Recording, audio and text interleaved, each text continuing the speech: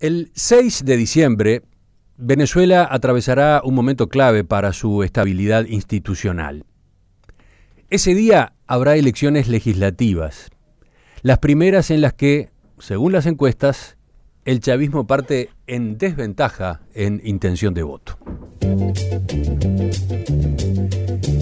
La semana pasada estuvo con nosotros en estudios el embajador de ese país en Uruguay, Julio Chirino, que expuso los argumentos del gobierno de Nicolás Maduro a propósito del momento, un momento delicado que vive Venezuela en lo político, lo económico y lo social.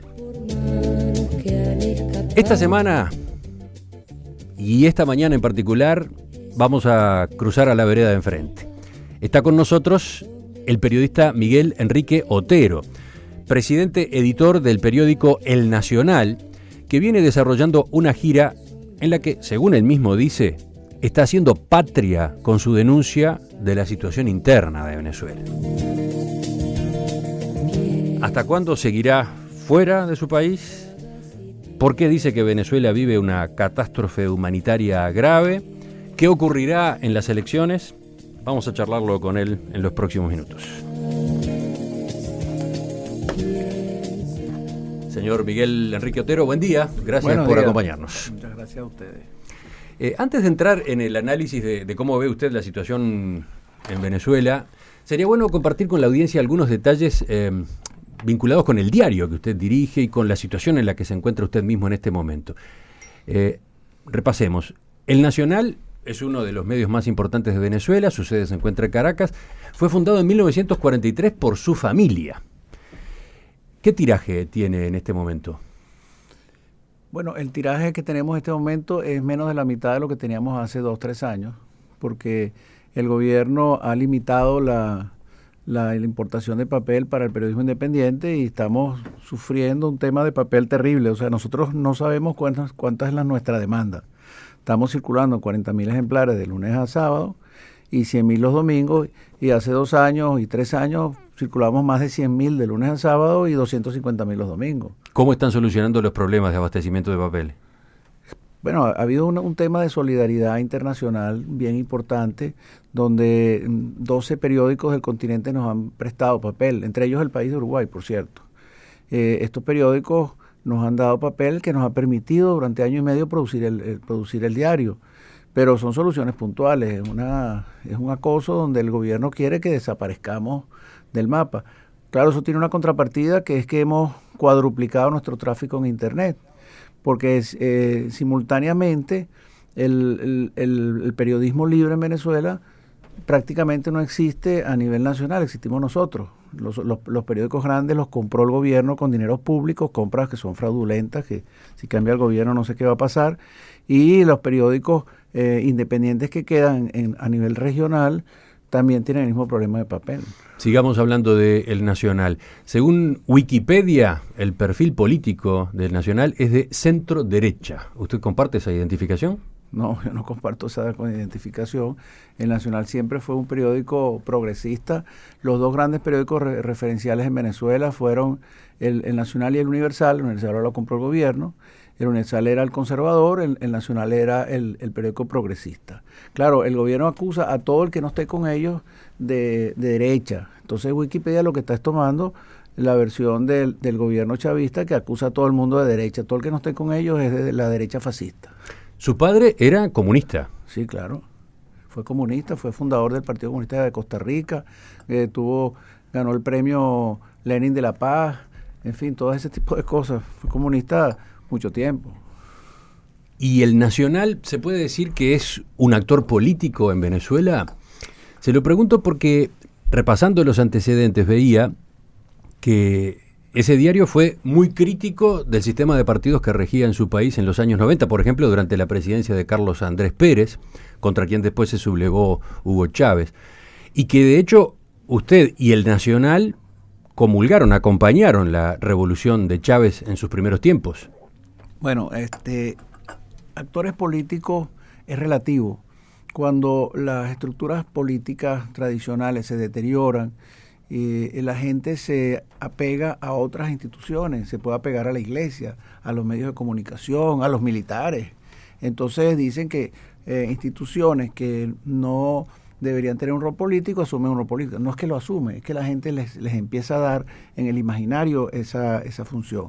Nacional siempre fue un periódico crítico. Por supuesto, nosotros rechazamos el golpe de Estado de Chávez en el 92. O sea, nosotros no estamos con golpes de Estado. Y siempre siempre hemos sido... Usted dice que rechazaron el golpe de Estado de Chávez contra Carlos Andrés Pérez. Sí, claro. Ahí está. Y nosotros públicamente estuvimos en desacuerdo de golpes de Estado, de ese tipo de cosas. Posteriormente, y el Nacional es un periódico crítico que siempre está con la oposición, porque en América Latina pasa mucho que las promesas incumplidas les prometen a la gente y después ponen la torta. En Venezuela ha pasado eso infinidad de meses y por eso llega Chávez. Cuando Chávez llega, primero la visión de Chávez es una visión centrista. Él decía que él estaba con la tercera vía de Blair, una persona sin ataduras. No estaba comprometido con las estructuras partidistas tradicionales que estaban en un franco deterioro. Y bueno, fuimos, digamos, cercanos a esa fórmula. Mientras era esa fórmula. Después cuando se fue con la fórmula populista exagerada y después estatista y después todas las ideas anticorrupción que él tenía se convirtió en lo contrario, bueno, nosotros no duramos mucho tiempo en esa sintonía. Pero aquel apoyo inicial no fue solo de palabra, no fue solo de textos escritos en el diario. Veía que el Nacional llegó a tener varios ministros en el primer gabinete del chavismo, incluyendo a Alfredo Peña, pero eso no que fue ministro de Secretaría y alcalde mayor de Caracas, que era periodista del Nacional. Alfredo Peña se fue del periódico y lo nombraron ministro, pero no era ministro del Nacional, eso nunca existió.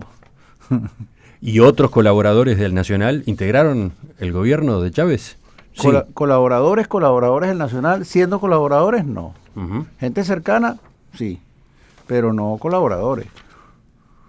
¿Y el distanciamiento se produce por el rumbo que termina adoptando al poco tiempo esa revolución, decía usted? Los populismos mesiánicos, donde el líder se establece una especie de identificación con el pueblo, y el pueblo es la virtud, y lo que no está con el pueblo es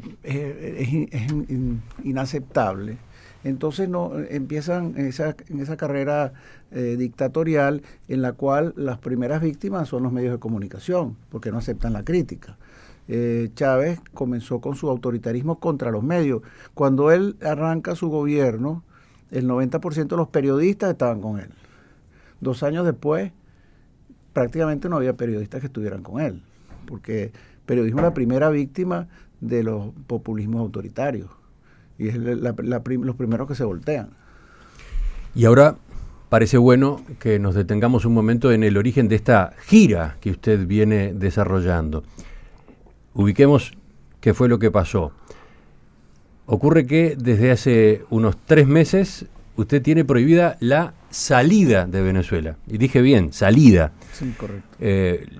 Pero casualmente, o no, cuando la justicia impuso esa prohibición, usted estaba afuera del país. Exacto. ¿Podemos explicar cómo fue este episodio? Sí, es una cosa muy, muy significativa porque el periódico ABC de España, que es un periódico muy conocido, publicó una noticia donde un fiscal federal del estado de Nueva York abría una investigación por narcotráfico a Diosdado Cabello ante el testimonio de su jefe de seguridad, que es un testigo protegido de los Estados Unidos, y bueno, eso lo tomó el diario ABC, además es una noticia, no dijo que él fuera narcotraficante, sino que abrieron una investigación. Al día siguiente lo publicamos nosotros, y lo publicó un portal que se llama La Patilla y un periódico que se llama Tal Cual. Pero además lo publicaron 80 periódicos en el continente, porque es una noticia importante. Aquí lo publicó El País, lo publicó El Observador, lo publicaron en todas partes. Este señor Diosdado Cabello, que es el presidente de la Asamblea Nacional, decidió abrir una demanda contra nosotros por difamación. Y en Venezuela el sistema judicial, porque eso es prácticamente una dictadura, el sistema judicial es un apéndice del Poder Ejecutivo. El juez, al abrir la demanda, sin respetar el debido proceso, ni abrir una audiencia preliminar ni nada, tomó medidas cautelares. En Venezuela las medidas cautelares las toman los jueces el primer día y es prácticamente la sentencia. Y esas medidas cautelares fueron prohibición de salida, régimen de presentación y congelamiento de bienes.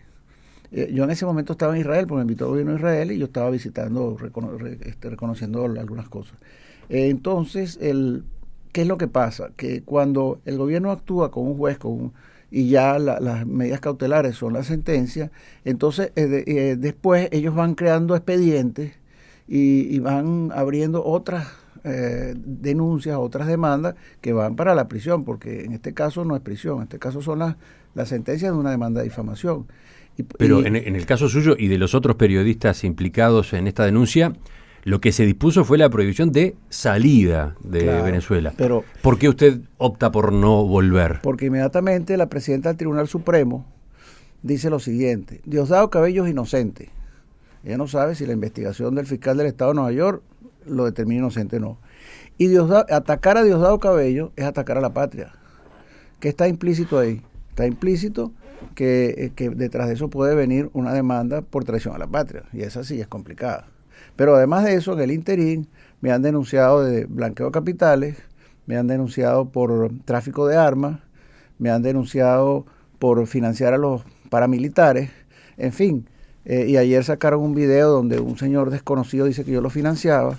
Empiezan a crear expedientes que todavía no son acusaciones formales, pero en el momento que sean acusaciones formales, los jueces toman medidas cautelares que son ir a prisión.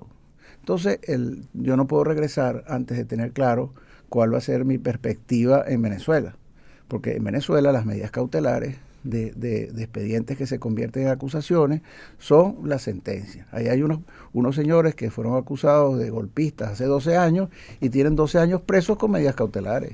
Y el juicio no avanza para ninguna parte. O sea, usted todavía no tiene resuelto si va a volver o no.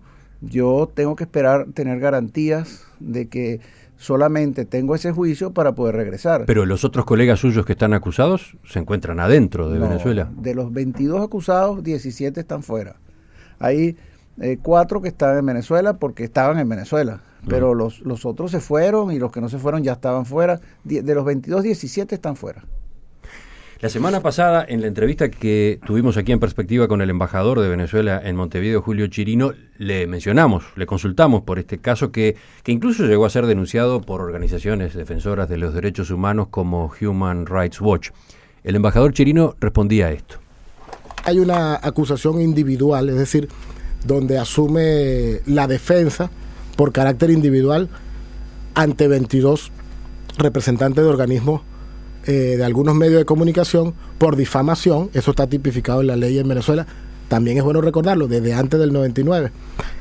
Y quien acusa de manera individual es el presidente de la Asamblea Nacional, porque él fue acusado por los medios de comunicación sin ninguna prueba, solamente por artículos, sin ninguna fuente y sin que hoy exista en ningún tribunal, ni nacional, ni internacional, y donde incluso los Estados Unidos han desestimado que hayan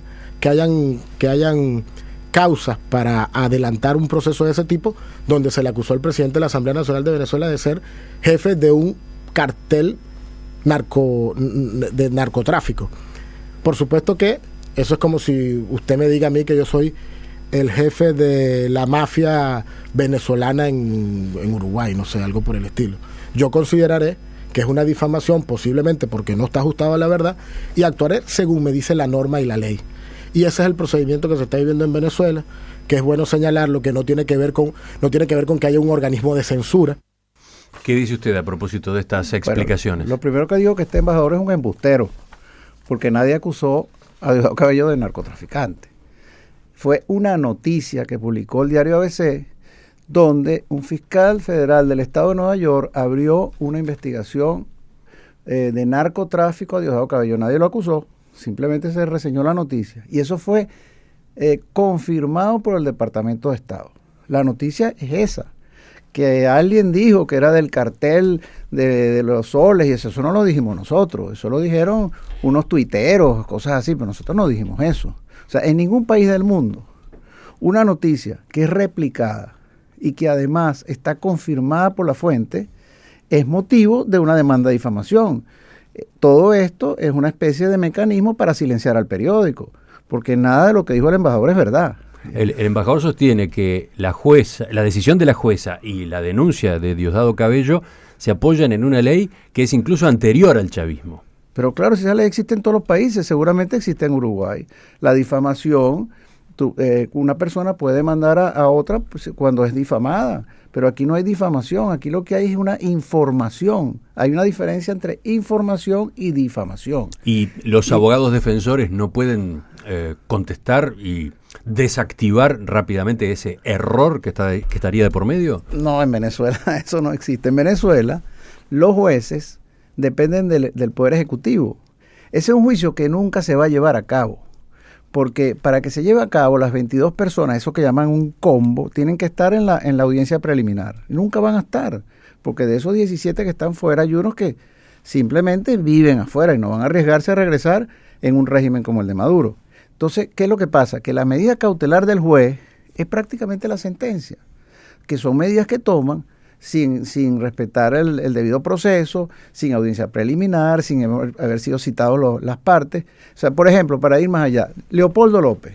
¿Por qué está preso Leopoldo López? Usted se refiere a uno de los dirigentes de la oposición. Exactamente. Leopoldo López tiene unas acusaciones, una que destruyó la fiscalía, otra que su discurso incita a la violencia. No tienen pruebas. Y el tribunal no admite las defensas. Pero el juez el primer día dicta medidas cautelares. ¿Cuál es la medida cautelar? Vaya a una mazmorra y permanezca ahí, a una cárcel. Él ya tiene 2 años preso con medidas cautelares de un juicio que nunca avanza, ni va a avanzar. ¿Usted pronostica que no va a avanzar ese juicio? No, ese juicio se va a acabar cuando el gobierno decida que ya no vale la pena tener a Leopoldo López preso, que puede ser mañana o dentro de 20 años si es que el gobierno durara 20 años. Las dictaduras del siglo XXI, como la de Venezuela, ellos han sustituido la arbitrariedad de las dictaduras tradicionales bananeras, que llegaba una radiopatrulla y se llevaba a la persona y no había procedimiento ni nada y la tenían en una cárcel el tiempo que le diera la gana al dictador. Lo han sustituido con esta forma, que hay un juicio, es un delincuente porque se está enjuiciando y puede ser inocente, pero ese juicio nunca avanza, no procede, sino lo que procede son las medidas cautelares de que el señor vaya preso el tiempo que le dé la gana al gobierno. Durante la entrevista de la semana pasada, el embajador Chirino también aclaró que en Venezuela no hay periodistas ni medios que hayan dejado de trabajar por sus opiniones políticas. Lo señalaba de esta forma. Pregúntele a cualquier periodista que trabaje en el medio, el que sea. ¿Existe en Venezuela una oficina de censura donde tu artículo es revisado para ser publicado? Y va a haber una rotunda negativa. ¿Existe en Venezuela alguna publicación que se haya recogido o se haya cerrado en estos 15 años producto de lo que era tu línea editorial o lo que era el artículo que tenía? No ha sucedido. Pero cuando yo era niño, que no era tan niño, recuerdo la década de los 90, en ese proceso electoral que le dije que no ha tenido corte desde el 59 para acá, donde se recogía una revista porque el titular iba en contra de lo que decía el gobierno, y la policía en ese momento se llamaba DICIP, que era una policía secreta, lo recogía de los estanquillos. Aprovecho entonces, recojo el guante que dejaba planteado el embajador Chirino y le pregunto a usted, ¿existe en Venezuela alguna publicación que se haya cerrado en estos 15 años producto de lo que era su línea editorial o de un artículo? O sea, primero tengo que decir que sí es verdad que en los años 90 cerraron una revista y nosotros fuimos los defensores de esa revista. O sea, nosotros siempre fuimos de oposición y críticos y criticamos siempre las violaciones a la libertad de expresión, que eran violaciones puntuales. Pero es que esto no hacen violaciones puntuales. Esto es un plan estratégico que está en el plan de la patria. Ellos no tienen censores, es verdad, como los tenían las dictaduras bananeras. En la época de Pérez Jiménez, un dictador que estuvimos en los años 50, había un censor sentado en todos los medios y él decía lo que salía y lo que no salía.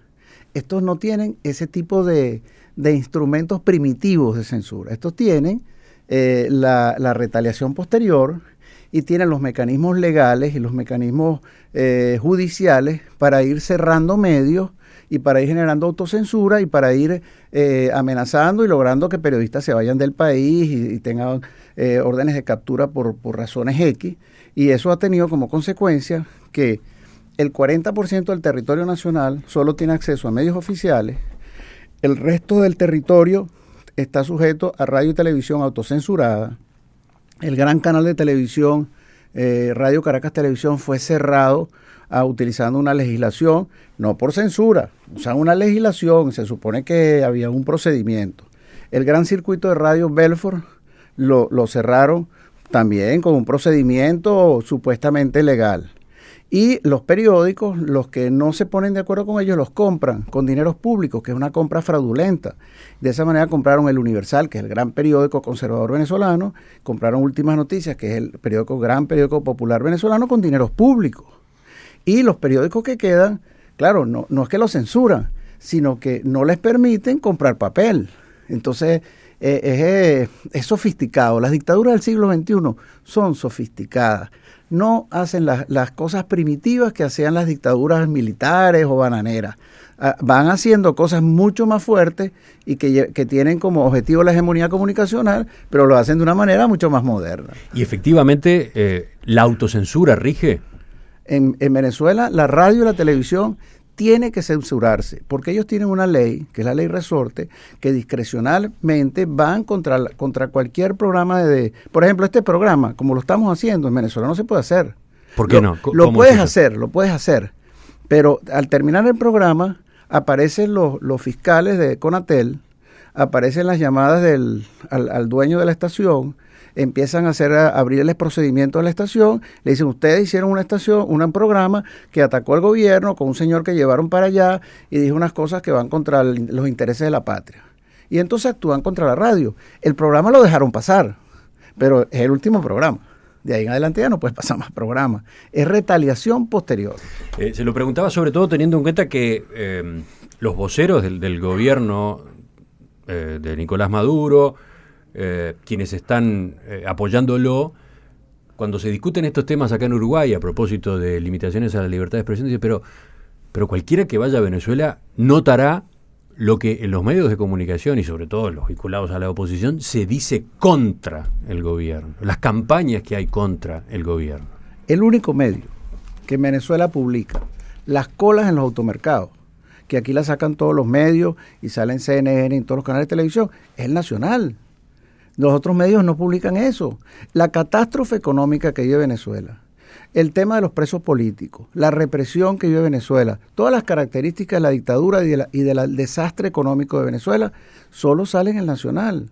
Cuando Maduro dice los medios de la burguesía para él, entre comillas, será el Nacional y CNN, El Tiempo de Bogotá, NTN 24, pero nunca los medios internos, porque los medios internos o los compraron, o los acabaron, o lograron la autocensura.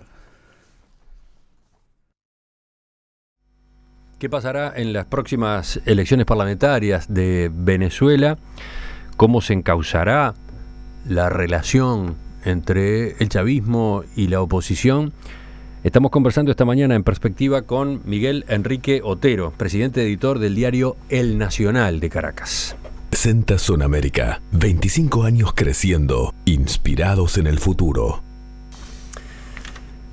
Señor Otero, usted ha dicho que volverá a Venezuela cuando tenga garantías de que podrá defenderse de manera imparcial, pero que mientras tanto seguirá denunciando los atropellos del gobierno en todos los países que pueda visitar, y ha dicho que de esta forma está haciendo patria.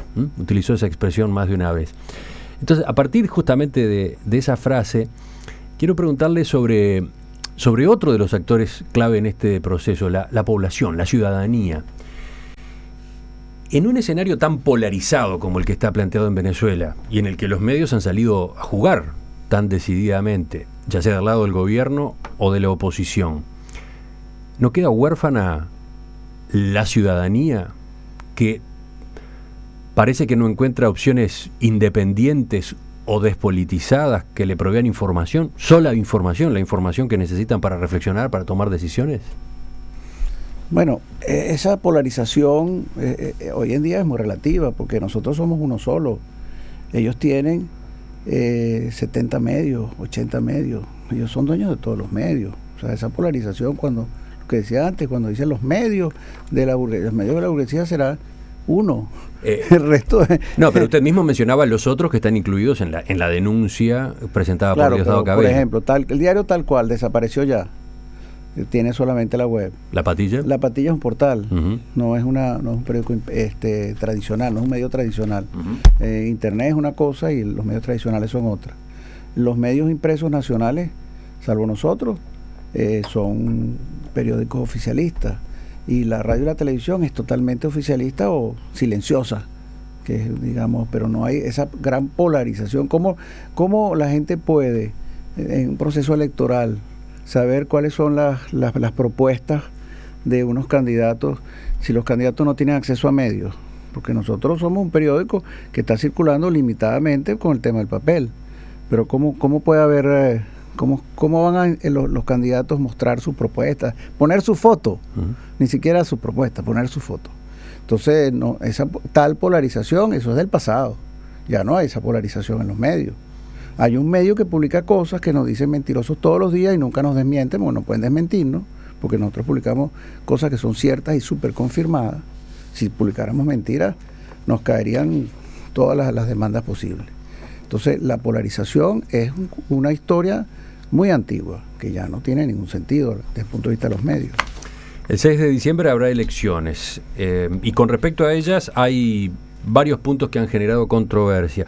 Por un lado, ¿quiénes serían los observadores internacionales adecuados para acompañar esos comicios y para asegurar que se cumpla con las normas electorales?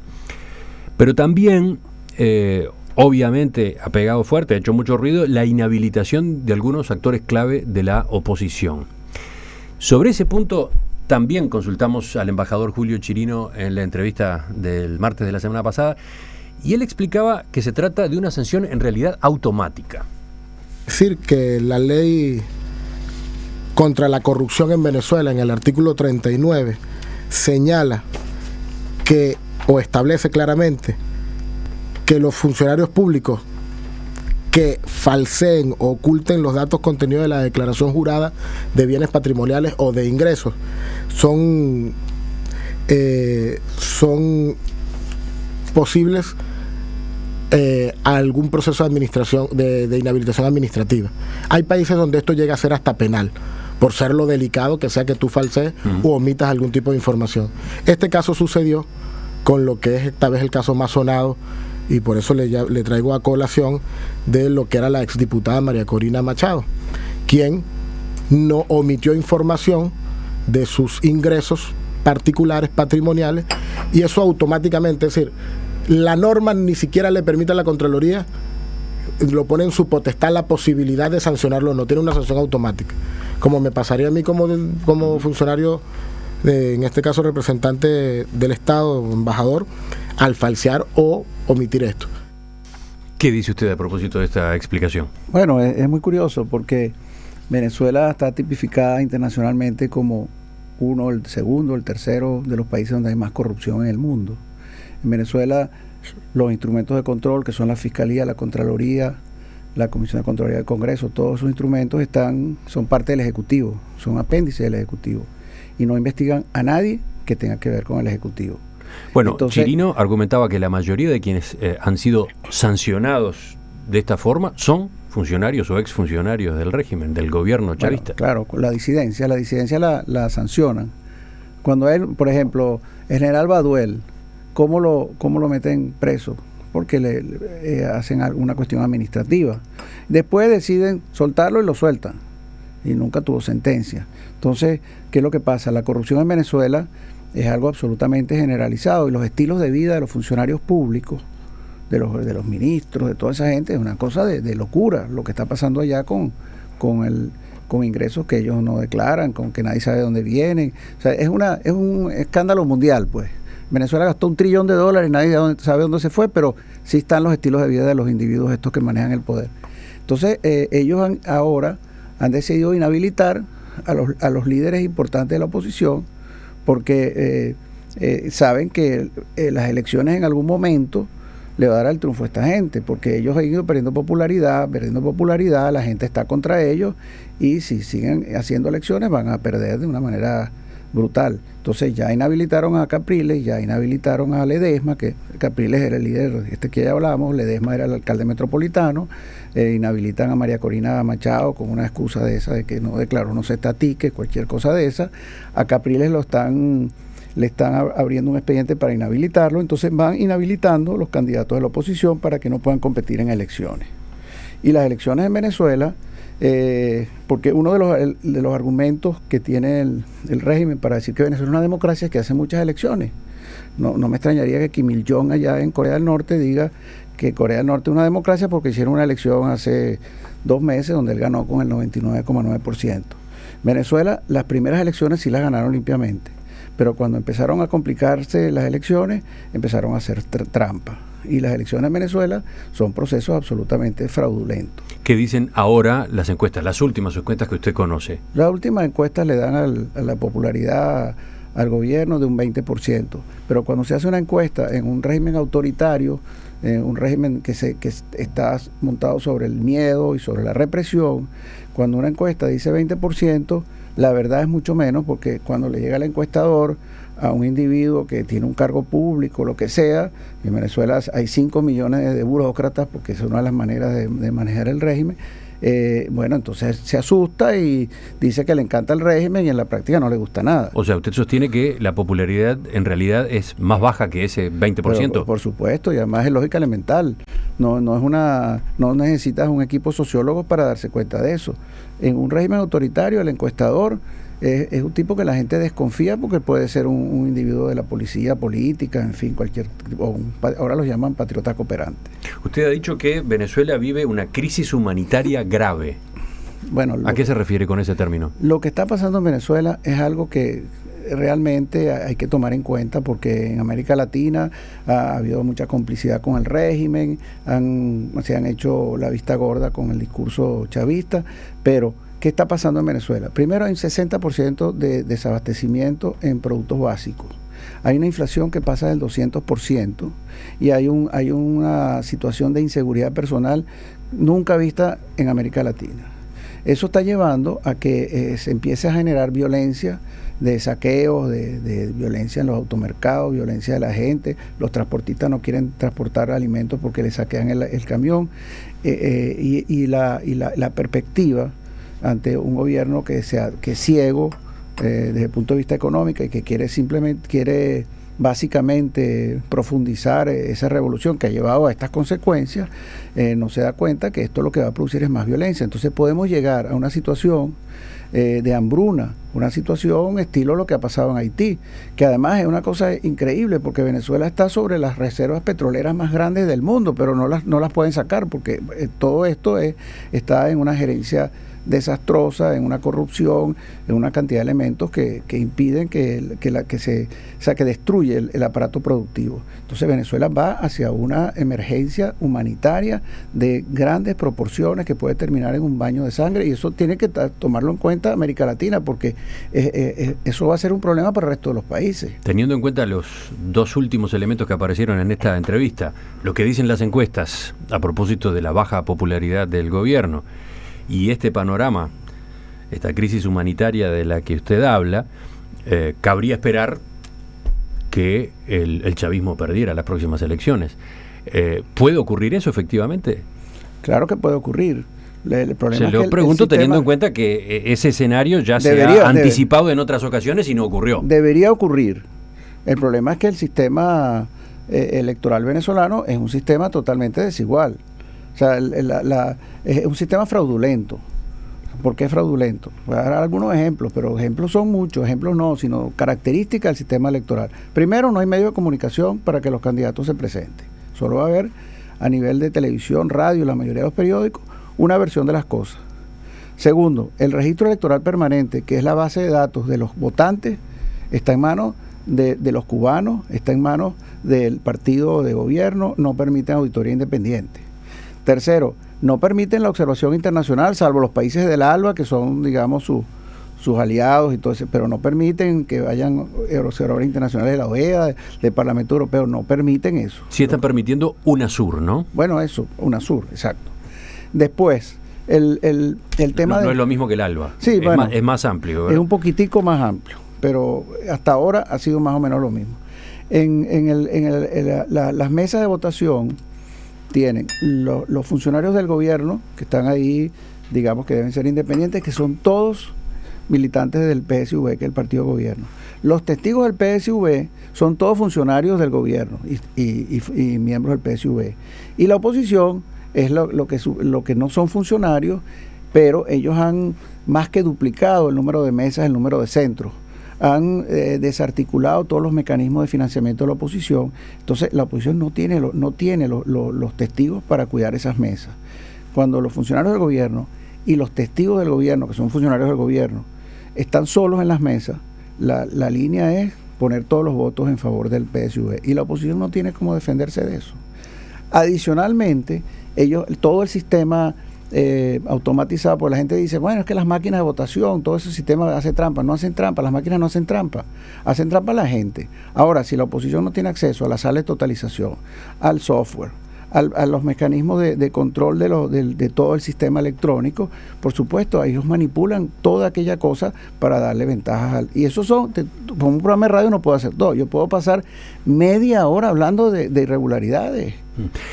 ¿Y la oposición?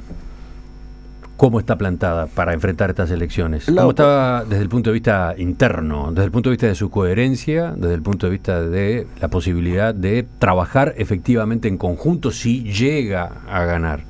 La oposición, que son 17 partidos, digamos, los más grandes, hasta los medianos, los más pequeños, hay otros partidos, pero la mayoría tiene una plancha unitaria. O sea, la oposición va unida en todos los estados. Sí, pero dentro de la oposición ha habido estrategias diferentes a propósito de cómo enfrentar al gobierno de Nicolás Maduro. Pero no son electorales. En la plataforma electoral se unen. No se unen en la estrategia para combatir al régimen. Y eso es uno de los problemas de la oposición en Venezuela. Todos están de acuerdo que el régimen es un régimen nefasto y que salir del régimen y todo, pero en las tácticas y en el tema del protagonismo hay unas diferencias grandes. Algunas diferencias grandes que llevan a que algunos de esos líderes hayan optado por caminos, digamos, no institucionales. Bueno, eso dice el gobierno, pero en todo caso, en las elecciones, que es lo que estamos hablando, las elecciones hay una unidad que va desde María Corina hasta la socialdemocracia, todos los partidos y todas las fórmulas están en la misma fórmula electoral, que es el tema que planteamos al inicio. Me quedan varias preguntas, pero para una respuesta breve, ¿cómo se reunifica la sociedad venezolana tan partida? Bueno, sí, eso pareciera un gran problema y el chavismo ha vendido la tesis de que si cambia el régimen, entonces se va a incendiar el país y va a haber una matazón. Bueno, hay ejemplos históricos. En la Alemania Oriental era una cosa terrible la represión y la división y el antagonismo, y cayó el muro y se unificaron y no hubo ningún problema, y así ha pasado muchas veces. Pasó en Vietnam, pasó en muchos países. Entonces ellos colocan la imagen en la opinión pública de que ellos son fundamentales, porque si no están ellos el país se incendia por los cuatro costados, y yo no creo. El país ya está desesperado de este régimen. Este es un régimen que lo que ha creado es destrucción, hambre, cuestiones que no están en la cultura del venezolano, antagonismos que no son parte de nuestra cultura, discriminaciones que no son parte de nuestra cultura. O sea, la gente está harta del régimen, ya no es la burguesía, la oligarquía, no. Estoy hablando de los sectores populares, y además están pasando mucho trabajo. Están pasando hambre. Eso que logró Chávez en su discurso, en su acción, esa cosa emancipadora, donde él redistribuyó todos los ingresos petroleros con las misiones y todo aquello, hoy en día eso se ha revertido a índices de pobreza mayores que los que había cuando llegó Chávez. Entonces, todo eso se perdió. Todo eso no sirvió para nada, porque no hubo una contrapartida productiva. Terminó siendo un regalo de dinero que la gente lo gastaba en cualquier cosa. Y estamos viviendo las consecuencias de un régimen que no planificó la producción, sino el regalo. Miguel Enrique Otero, presidente editor del diario El Nacional de Venezuela, le agradezco que nos haya visitado esta mañana. Gracias a ustedes. Volvemos a conversar en cualquier momento.